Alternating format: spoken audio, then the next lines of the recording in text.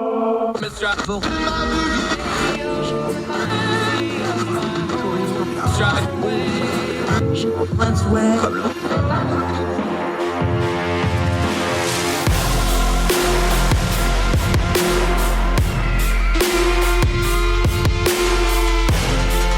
your host, Andrew Donaldson. This is Heard Tell.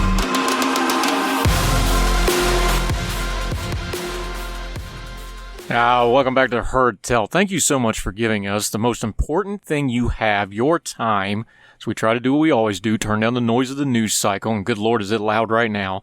Get to the information we need to properly discern the times we live in. Now, the thing is, I was actually supposed to be off this week. I was supposed to be not doing anything. I've been on the road. I've been traveling. Oldest daughter is getting married on this coming Sunday. As I'm recording this, I spent all last weekend helping them move. So I've been across 4 different states. I've drove hundreds and hundreds of miles. I'm up in my mom and dad's right now, preparing for the wedding that will be up yonder, traditional country wedding.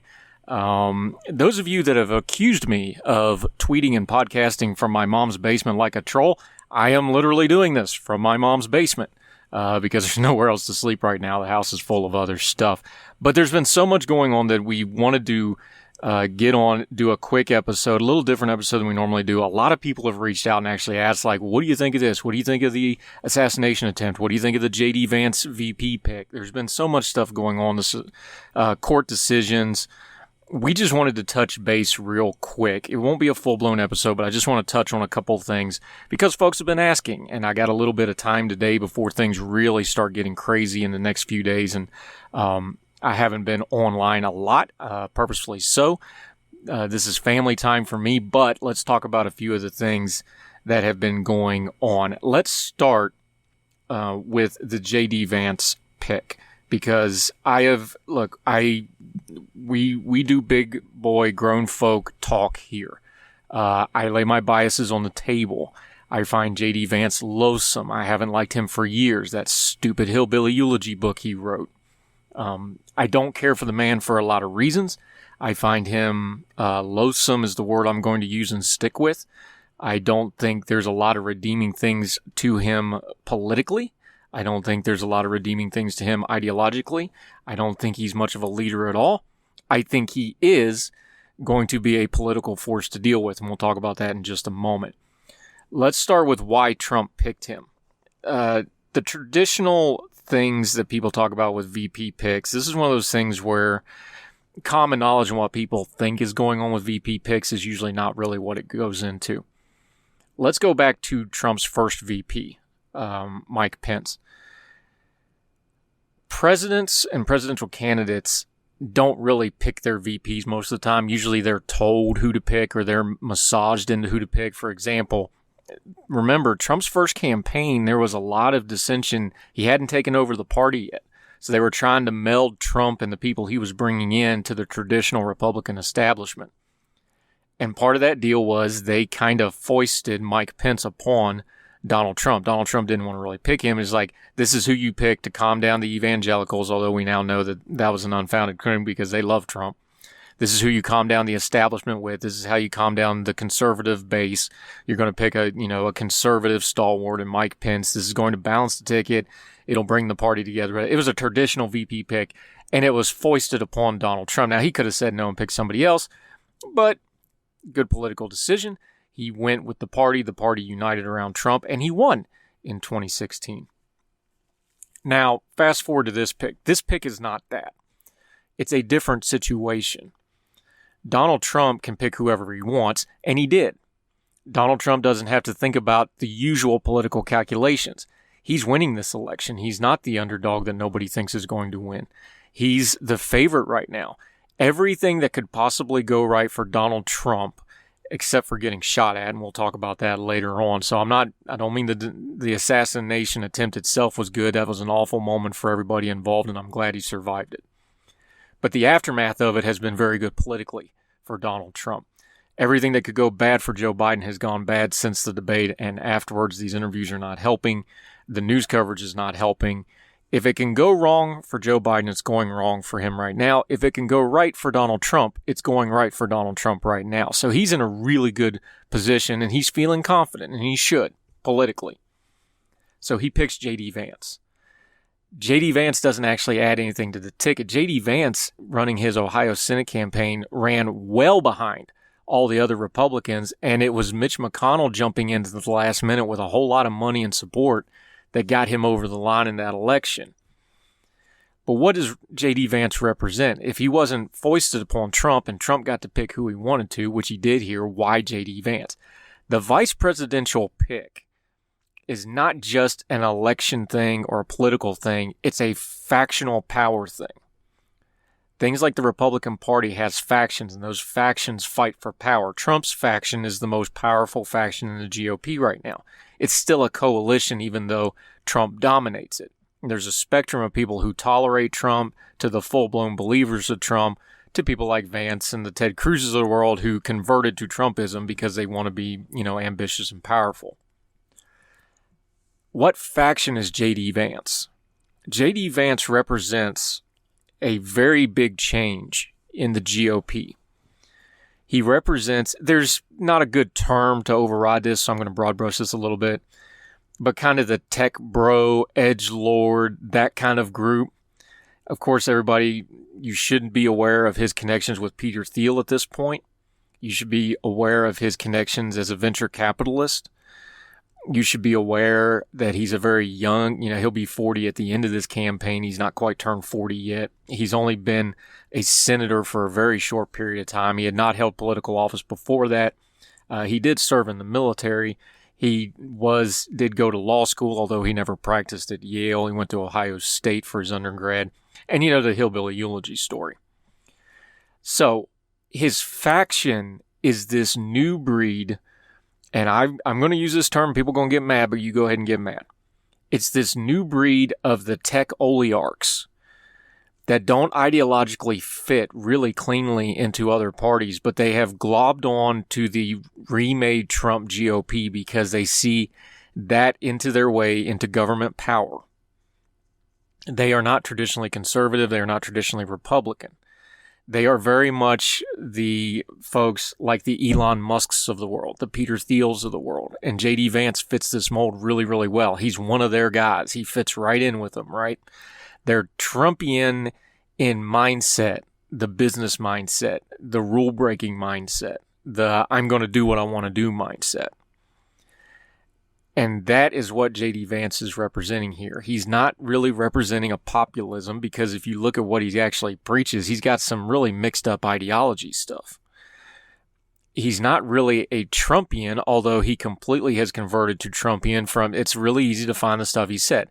And this is an important point. To the Trump folks, that actually will add to his aura because he says, look, I was wrong, but now I've converted and here's what I think about him. Where some folks will find that very hypocritical, I'm one of them, and some folks find that really cravenly politically expedient, I'm one of them, it will resonate with some of the Trump base. But again, J.D. Vance is somebody who ran well behind how Republicans were doing in the election year when he won in Ohio, which is a safely Republican state now. He was in real trouble in that race. He's very abrasive politically. He does not do well with minorities. He does not do well with women. He does not do well in the suburbs. These are all groups that the Republican Party wants to try to reach into as President Biden falters. J.D. Vance doesn't do any of that. So why do you pick him? Well, number one, he has those connections to all that venture capitalist, Silicon Valley, tech bro, edgelord clique that we're talking about. They got a lot of money and they want to spend it to get power. And Donald Trump, despite everything else that's going on, still needs a lot of money to become president. The legal stuff is not the imminent danger that it has been with some of the court rulings and that sort of things, but he still has a conviction on his record. He's still going to spend a lot of money in appeals. He needs money for this campaign. And the pipeline to the Silicon Valley tech bro billionaires that J.D. Vance represents and the David Sacks of the world represent, and now that we know Elon Musk is pumping money into this ring, that's where J.D. Vance fits in. He speaks those guys' language. He is one of them. He moves in those circles, and that is now going to be a conduit to money for the Trump campaign going forward and a potential Trump presidency. Now, that also means they're going to get a seat at the table and get a lot of influence, because that's how these things work. Let's all be adults. That's the first part of this. But the other part of it is Trump has been unusually, at least by his standards, very, very disciplined. My friend Brady Leonard, I go on his podcast a lot. Brady and me disagree on a lot of stuff, but we talk all the time. We're friends. We don't usually talk politics. We're talking, hunting, shooting, sports, things like that. We've had a good friendship. We disagree politically on a lot of things. He wrote in the Washington Examiner about the J.D. Vance pick, and I retweeted it with a comment, and I just said what I opened this up with. Look, I loathe him. I have bias towards J.D. Vance. Here's a more nuanced take from somebody more, he's more Republican than I am, although he's not a Republican. He's more open to Trump than I am. And he laid out the case, and I think Brady was exactly right in his philosophy on what Trump's intending to do here. Trump is going to try to be the more unifying person. He's going to try to tone it down. He's going to be a little bit more disciplined. And you unleash J.D. Vance as the attack dog, which he's very happy to do. He did it in the wake of the assassination attempt.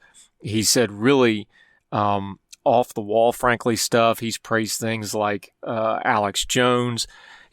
J.D. Vance will say anything he thinks he needs to say, because that's who he is. He's just a craven, vapid individual that is completely obsessed with ambition and power. So he'll do whatever. So in that respect, he's the perfect running mate for Trump. He will actually make Trump look reasonable in some ways if Trump can manage to be disciplined. Now, it's July. It's a long way to go. Do I think Donald Trump can be super disciplined all the way through? I don't know. Maybe the assassination attempt really will change him. It may. I hope it does. I hope it makes him a better person and a better leader if he becomes president again. We will see. But I think Brady's right. I think that's the plan. J.D. Vance, the attack dog. Trump trying to stay above it, trying to change his image a little bit, just take the edges off a little bit as they try to get some of those disaffected folks. Here's the thing with Trump, too, and we'll round this off this way. Even with all the bad happening, Trump is only inching up in the polls. There's not a big swing in it. So President Biden is not getting the support he needs to win, but that support is not necessarily going to Donald Trump. It's creeped up a little bit. It's swung up a little bit. But Donald Trump really does seem to have a very hard electoral ceiling, even with Biden imploding, even with Biden having everything that could possibly go wrong for President Biden go wrong. Those voters are not running to Donald Trump. Those voters are threatening to stay home. They're threatening to go third party. They're threatening to do a protest vote, but most of them aren't going to go over to Donald Trump. Donald Trump may get a few of them if, big ifs. Chief Conley always told us more than two ifs isn't a plan, it's a prayer. But if Donald Trump can stay a little bit more disciplined, if he can show some contriteness and unity and get a little bit of the goodwill from this assassination attempt and let the J.D. Vances of the world be attack dogs without going too far, without going into rage, without going into some of the stuff that has hurt Trumpism's brand over the years, and justifiably so, then that might be a winning strategy. So that's the J.D. Vance stuff. We can talk about hillbilly eulogy some other time, but I will just remind everybody of this. The point of hillbilly eulogy was not to explain I can't say it because I'm too Appalachian. Unlike J.D. Vance, who grew up middle class an hour north of Cincinnati. Rural white voters is what people clapped onto that book, especially with the rise of Trump. J.D. Vance didn't write that about Appalachians to try to help anybody or to try to do anything. The entire point of that book was to make J.D. Vance look super awesome for having overcome those darn Appalachian people who otherwise would have kept him down. That's why we don't like him. And unlike J.D. Vance, I really am a hillbilly. I'm sitting up on top of the hill right now where my family has been for the better part of 200 years. And we got all those things that were in hillbilly eulogies. We've got people that have had issues. We have people that struggle. My parents' generation is the first generation of our family going all the way back to the old country that wasn't dirt floor poor. But that's not an excuse. You don't just run down people to make yourself look awesome. By his own admission, he wrote that book. He's told the story, J.D. Vance has, of his Yale law professor saying, well, you need to write your story so that you'll stand out. It was a brilliant political move. It was a window into the future that he understood that lore and mythology is way more important than ideology and principle when it comes to politics. He wrote a book about how awesome he is for overcoming Appalachia, and he's done absolutely nothing to help any of the problems he pointed out to get where he is now ever since, and I doubt he ever will, and I judge him harshly for it. You can gussy it up however you want to, but I just believe who J.D. Vance told me he was the first time, and I'm not going to change my mind. More Hurt Tell right after this.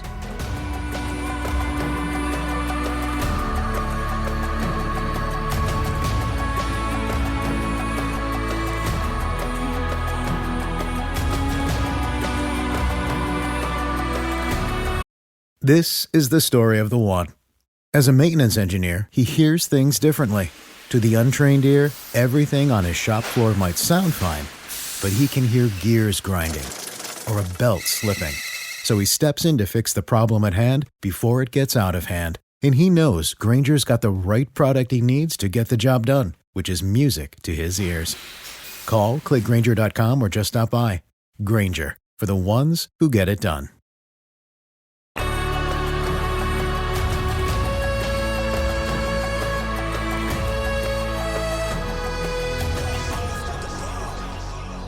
Welcome back to Hurt Tell. Okay, let's talk about the assassination attempt on Donald Trump. Funny enough, I was almost completely offline Saturday for a couple of reasons. We were at my daughter's house up in Virginia. We were helping her move. We were actually out at a barbecue restaurant when the news hit, and it was one of those weird things where all of a sudden everybody's on their phones. And at first, people still didn't really know what was going on. The news networks were being very careful in how they called it, so... but pretty apparent what was going on pretty quickly. We were following along, and as the news started coming out, what had really happened at the Butler rally, and somebody had actually taken a shot at Donald Trump, and another person was killed. The shooter was killed. A couple people were wounded. Just horrific stuff. Let's start with the obvious. I'm very glad that Donald Trump survived this assassination attempt. Some things you put away your politics. Assassinations is one of them. I have zero patience for anybody joking, making light, any of that. Down the road somewhere we can make a joke about it. But, there's nothing good about a political figure being assassinated. There's nothing good about innocent people going to a political rally and dying at it. That should be unacceptable anywhere. Political violence in the history of the world is the rule, not the exception. We're spoiled in America where we don't have a lot of violence with our politics. Now, we've had some glaring examples of political violence, some in recent memory. But we haven't had a lot of assassinations. Reagan attempted assassination. Gerald Ford before him had, oddly enough, usually it's a white male in their 20s that do these assassinations. Ford had two different women try to assassinate him, believe it or not. Of course, JFK. And then you go back to the other ones. McKinley was shot, gut shot, died very, very slowly. And you can even go back to Lincoln. The thing about the assassination attempt, this is just bad. And anybody that couldn't start their comments with, I'm glad Donald Trump survived it. I'm glad he's relatively okay and unscathed. I know he was shot in the ear, but considering even an inch over what this could have been, that's pretty good. If you can't just start there and go, I'm glad Donald Trump didn't get shot, because that's horrible on a lot of levels for a lot of reasons. First of all, as a human being, then you've lost the plot on all this stuff. You need to step away from whatever your news intake is for a little bit and just get away from it. I want to say something else. I don't think it's been covered enough, the behavior of the crowd at this Trump rally.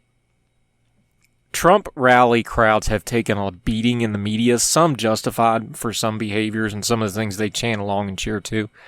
This Trump crowd, there wasn't a stampede. If you've never seen videos of mass panic, people just getting trampled to death, that could have easily happened here. It didn't. These people stayed where they were. There was screams, there was panic, there was people that were fearful, but there wasn't a panicked stampede. They didn't lose their minds. They didn't lose their bearing. And when Trump stood up, everybody's talking about him with the defiant moment.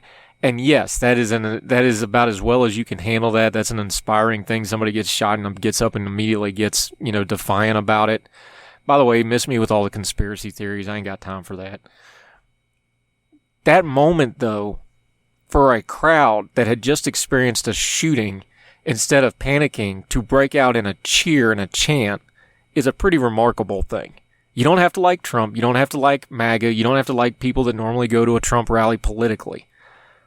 That crowd was impressive. That could have been a lot worse. They could have trampled people to death panicking. They stayed out of the way. Secret Service and law enforcement got Trump out of there. It was relatively orderly, the folks getting out of there, especially since, obviously law enforcement and the Secret Service locked everything down and was letting people out very slowly as they kind of went through the crowd. But that could have been a lot worse if that crowd hadn't behaved themselves quite admirably. And I think we need to take a moment, especially folks on the other side that don't like Trump and don't like Trump rally crowds and have said a lot of probably sometimes justifiable, but a lot of broad brush, hyperbole towards Trump rally crowds. And I've done it too. I've criticized the Trump rally crowds. That crowd was exceptional and deserves praise for how they handled that situation. They were giving aid to the people that were wounded, the gentleman that was killed. Now we know that the members of the crowd were situationally aware and were trying to point out a potential threat to law enforcement and the Secret Service. It fell on deaf ears or wasn't handled correctly, apparently. Let's talk about the Secret Service portion of this real quickly, and then we'll get to Donald Trump himself.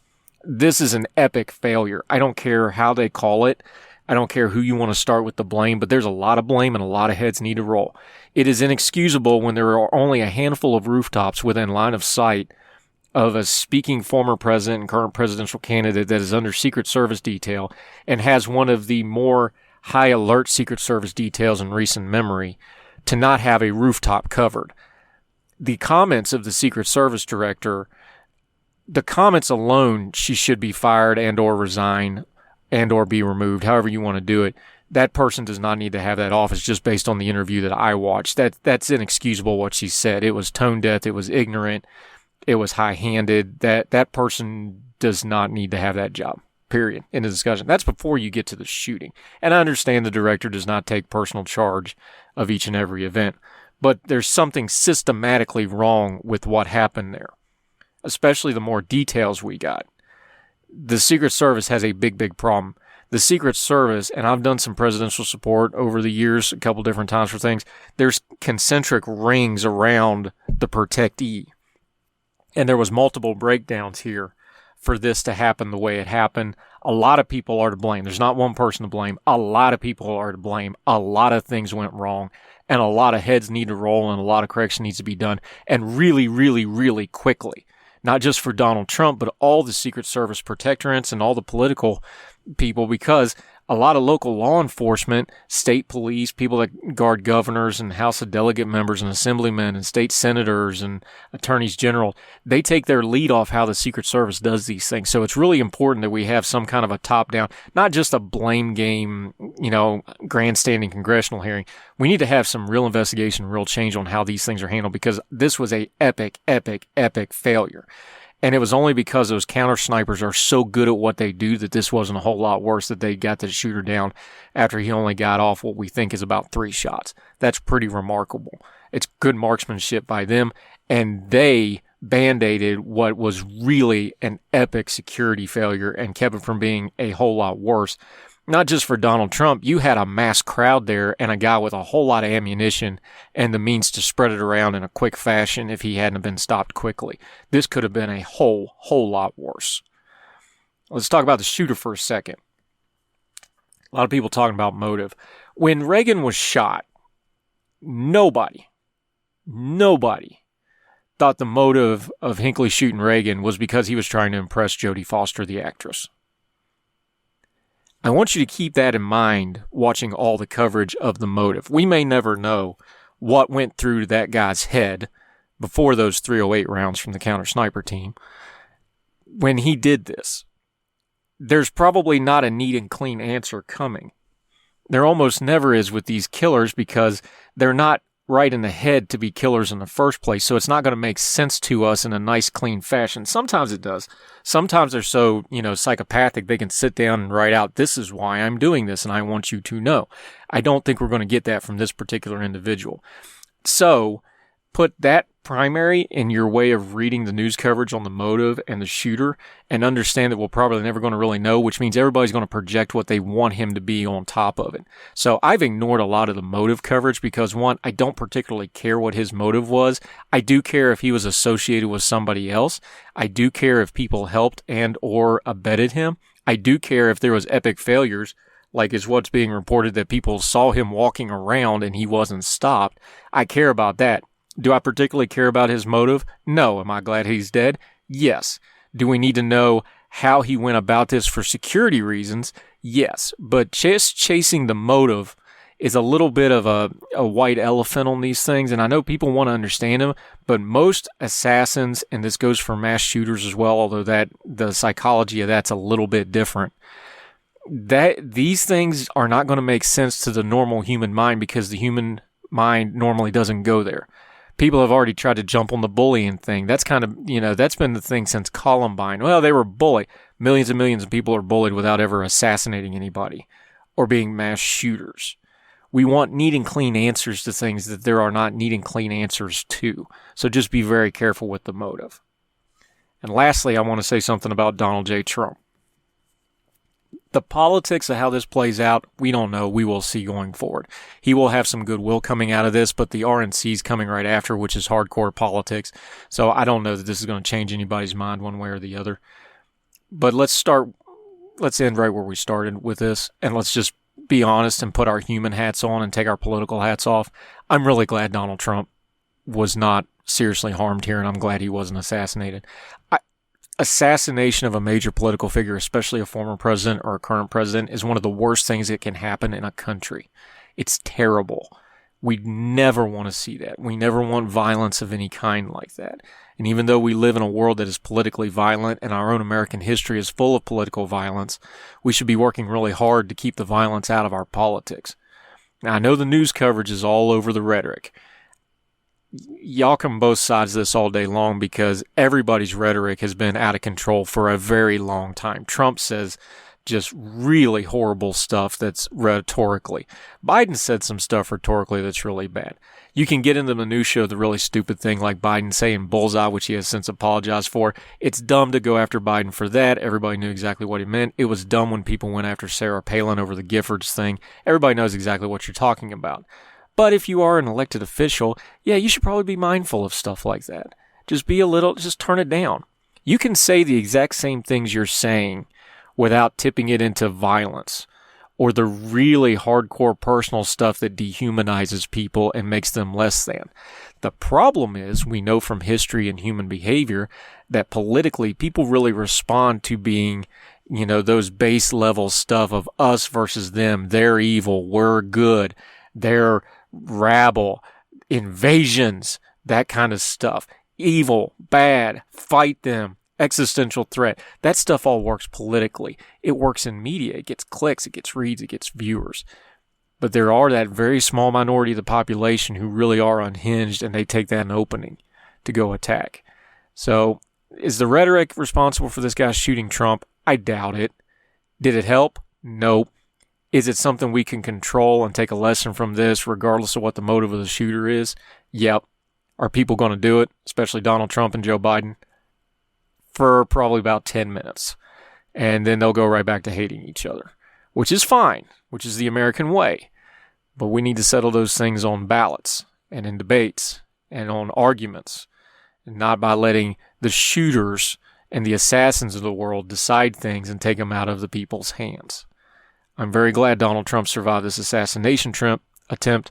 Let's find out why it happened. Let's fix the security lapses. Let's all be a little bit better, taking all of the above approach to this, and hope this never happens again, understanding that eventually there's some whack job out there. It's going to happen again.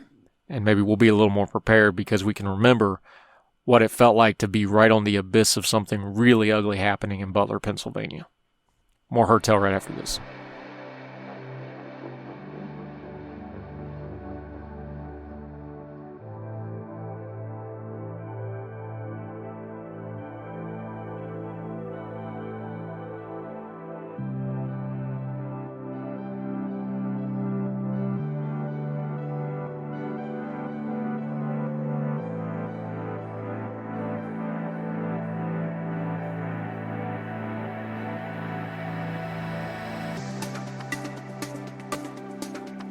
Welcome back to Hurt. Let's talk about the Republican National Convention for just a second. I've been kind of struck watching parts of it. I haven't watched every single speech. I've hit the highlights of it. I watched the Nikki Haley speech because I wanted to see how she would handle that.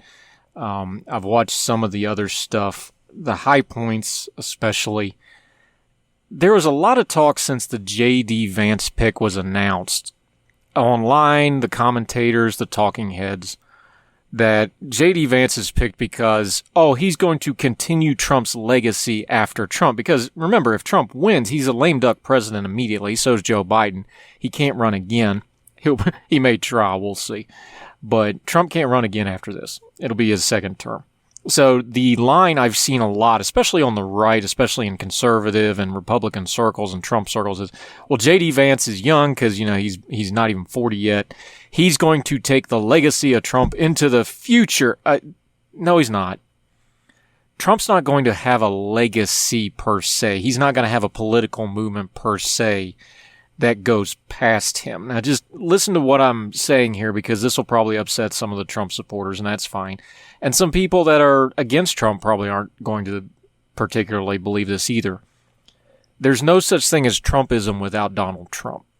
There's elements of it, but people are like, well, Trumpism is a populist movement. Well, not really when you dig into it. It has populist overtones, it's undergirdings, and it's probably the most similar. Populism is kind of the term that fits it the best, but it doesn't fit it perfectly because, again, Trumpism only works with Donald Trump. What Donald Trump thinks and does and says becomes the platform. Donald Trump is what this all revolves around. Everybody has to approve or disapprove of Donald Trump. Donald Trump has become a singularity in the Republican Party. He's completely taken it over. Anybody that's against Donald Trump isn't on the platform, isn't getting speaking slots, isn't talking about it. You're not even getting the Ted Cruz very limp vote your conscience stuff this time. Ted Cruz came out and just, did his little dance for the man who took his political soul out of him and wore it as a hat and demands Ted Cruz tell him how pretty his hat is every time he sees them. Donald Trump broke every politician that he ran against in 2016. Just look at how subservient they are to him. There is no Trumpism without Donald Trump. And once Donald Trump passes off the scene, this isn't going to hold together. And watching this RNC where they're talking unity, they're projecting unity, they're talking about, how they're one big happy party family. The Nikki Haley part was, the kind of the king piece of that. And DeSantis spoke right after her, another king piece of that, because he'll obviously be running for another office, whether it's another run at president or for senator or whatever the case may be coming up. We will see. But Trumpism isn't going to survive not having Donald Trump, because here's the thing. A political party, even one that's dominated by a cult of personality like Donald Trump, is still a coalition.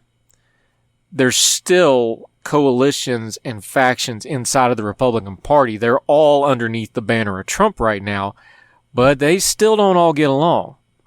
The J.D. Vance pick we talked about earlier in this episode. J.D. Vance's faction, the tech bro edgelord oligarchs who, they're very not ideologically aligned with the GOP, but they just see the GOP as the best way for them to get power and to get what they want and to get some control in government for the kind of businesses they want to run.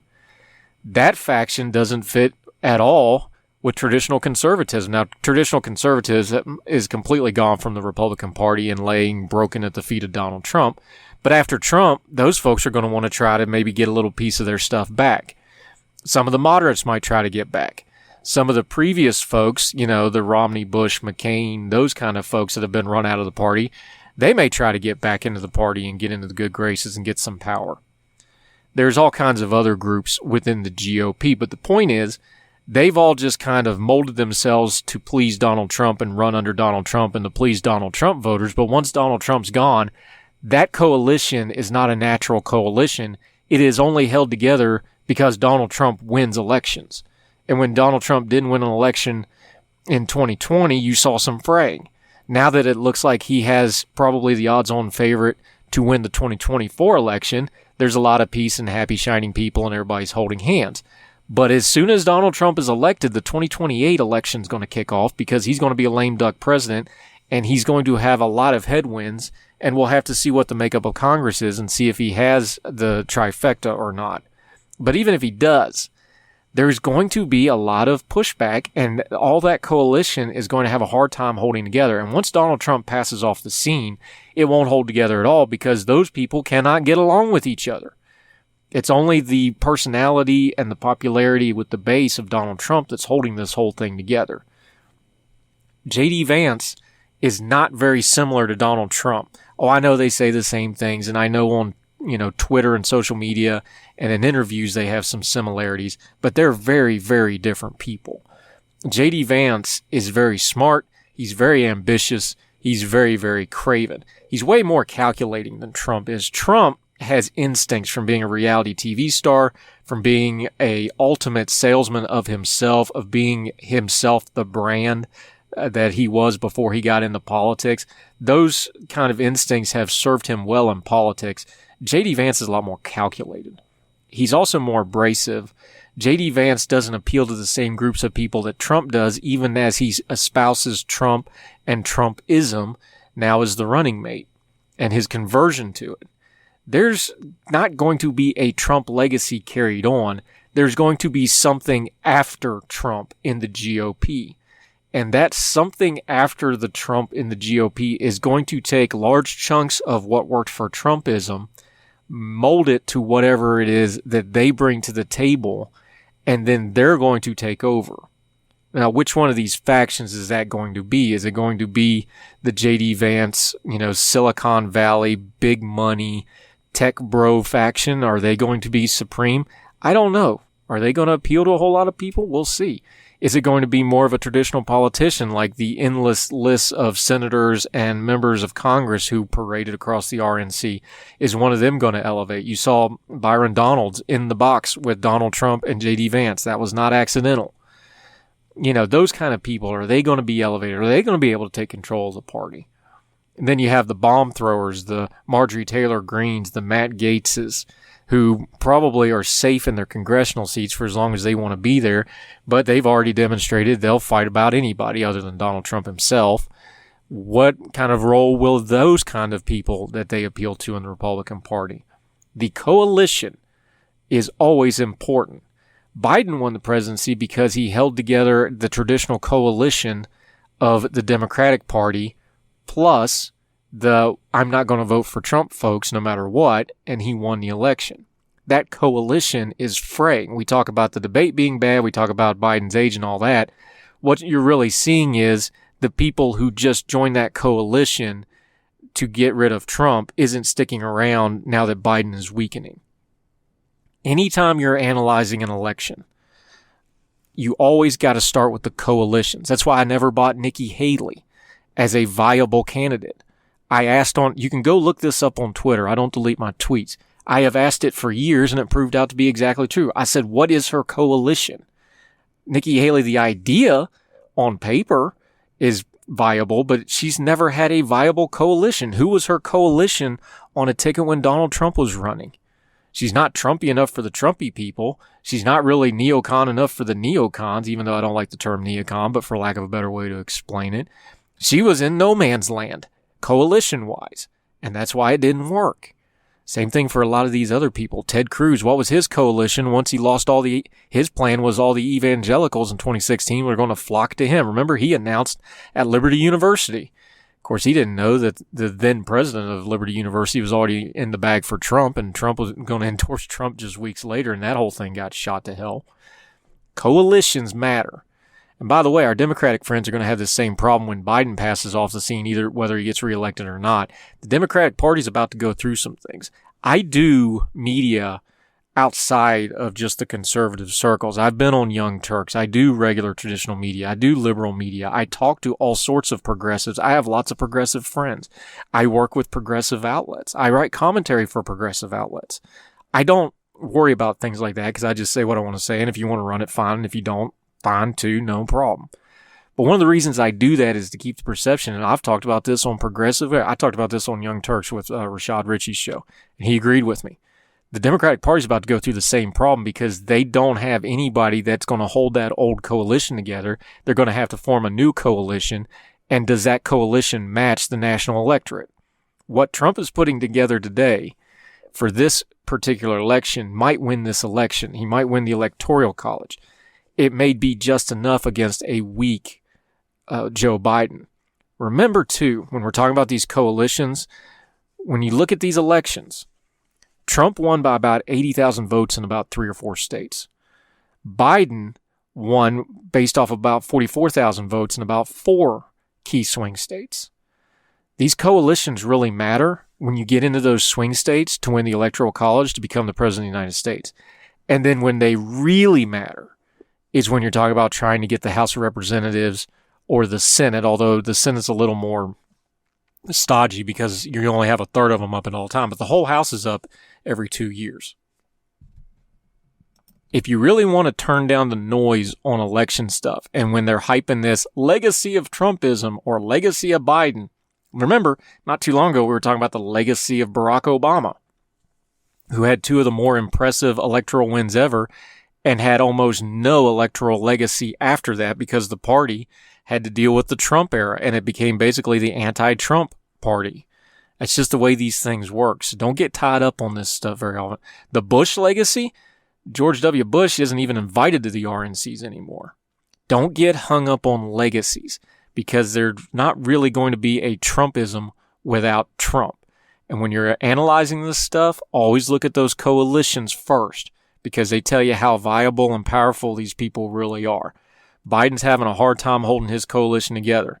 Donald Trump looks like he's got the winning formula to keep his coalition together. And a coalition that is held together against a coalition that's falling apart is one of those things that tends to dissuade the undecideds in the middle, although I don't think there's very many undecideds in this. I think the Biden people may just stay home. We will see. So that's the RNC. Is Vance going to, somebody on Twitter challenged me on it. I said, hey, bookmark it. J.D. Vance cannot carry the Trump legacy because there's not going to be one. He'll take part of it and try to spin it into something else. But there is no Trumpism without Trump. Just go ahead and figure that out now, and you'll be way ahead of the headlines later. More Herd Tell right after this.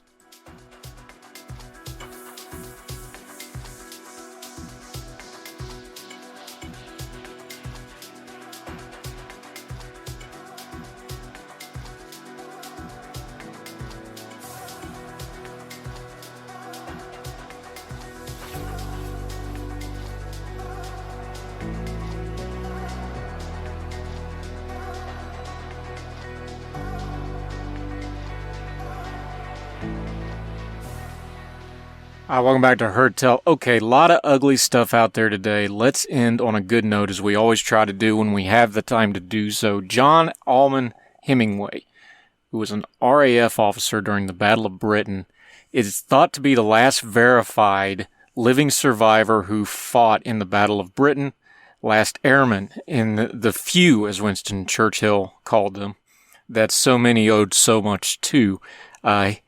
As I record this on July the 17th, it is his birthday. He is 105 years old. Group captain, retired of course, Hemingway, fought at the Battle of Dunkirk, the Battle of Britain. He flew air cover over the invasion of Italy and the invasion of Normandy. He served throughout the entire war and stayed in the RAF for a while after the World War II as well. He didn't retire from the military fully until 1969. He was also a staff officer in NATO. Afterwards, he was a wing commander. He served in the air ministry, had a long and distinguished career. Probably more important to him, though, he was happily married and had 3 children, has quite a few grandchildren. He is verified as the last surviving airman of the Battle of Britain since William Clark died on the 7th of May in 2020.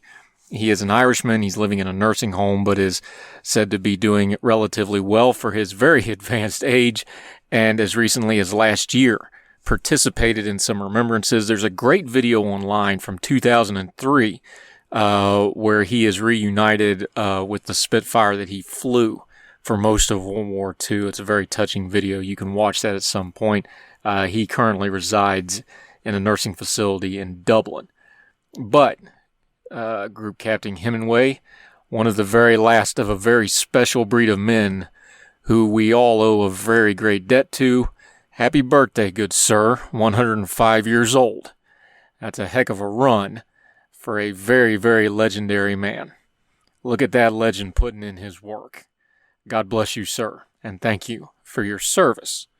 And that'll do it for Heard Tell. This is a very different episode. I will be traveling and will be off. We actually have a couple pre-recorded episodes I'll be putting out later this week and going into next week because I knew I'd be off and traveling and all the craziness involved in the wedding. So I will duck in as I can. Look for those episodes coming up. We got a great one with our friend Benjamin Ianian where we just talk about a lot of issues from a new book he wrote. That'll be coming out soon. Also, we now have the entirety of the Heard Tell archive in the podcast tab of YouTube. That's a special tab in YouTube. A lot of people listen to podcasts on YouTube. They have put together now where you can just have the straight RSS feed right into your YouTube subscription. So if you subscribe to the YouTube channel, you not only have access to all the videos, but you have access to all 700 plus episodes of the Heard Tell podcast, all the specials, everything. That has all been migrated over. We had a little bit of a problem because the YouTube gave us a couple strikes for episodes that have been up for years for reasons that nobody can explain. We've got that all cleared up with them now. All those episodes are uploaded. iTunes, Spotify, iHeartRadio, Speaker, however you are listening to this podcast anywhere in the world. Please leave a comment. Please make sure you follow on all those platforms. That's really important. It helps us know where you are. It helps the platforms know that we are worth carrying and promoting. If you could leave a comment and a rating, that would be great. We'd really appreciate that. We don't advertise outside of our own social media, so it's all word of mouth, and we keep growing and we keep getting from strength to strength, and it's all because of you. We'll keep doing it as long as you keep listening. So wherever you are, across the street or around the world, we hope you are well. We hope you are well fed.